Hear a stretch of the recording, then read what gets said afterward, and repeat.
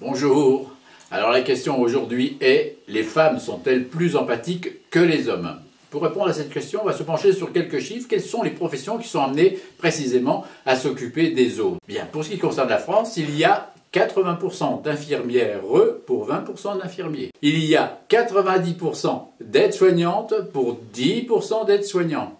Dans le monde, cette fois-ci, pour ce qui concerne l'enseignement des tout-petits en maternelle et en primaire en particulier, 90% d'enseignantes pour 10% d'enseignants. Alors pourquoi les femmes sont-elles amenées à s'intéresser, à s'occuper davantage des autres?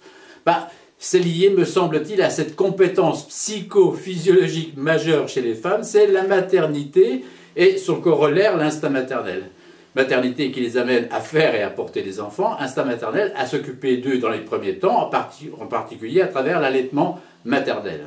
Donc là, on pourrait parler quasiment d'une qualité naturelle, innée chez les femmes, dans la mesure où elles sont amenées à s'occuper dans les premiers temps des enfants. Il va y avoir deux objections à ça, vous allez me dire, en particulier pour ce qui concerne l'allaitement. Depuis un siècle, c'est vrai, il y a l'allaitement artificiel. Il a été créé en 1906 à travers le lait en poudre. Allaitement artificiel qui permet au père, effectivement, de nourrir et de s'occuper des enfants dans un premier temps.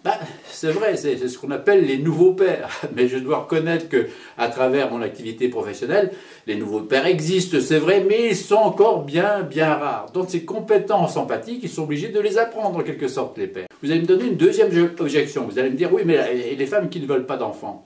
Les femmes qui ne veulent pas d'enfants en général, c'est précisément parce qu'elles craignent pour leur enfant dans le monde à venir. Alors on le voit bien, il semblerait bien que majoritairement la capacité empathique soit féminine et qu'elle soit naturelle en quelque sorte, qu'elle soit préprogrammée d'une certaine façon. Et qu'elle est artificielle chez les hommes qui doivent en quelque sorte apprendre l'empathie.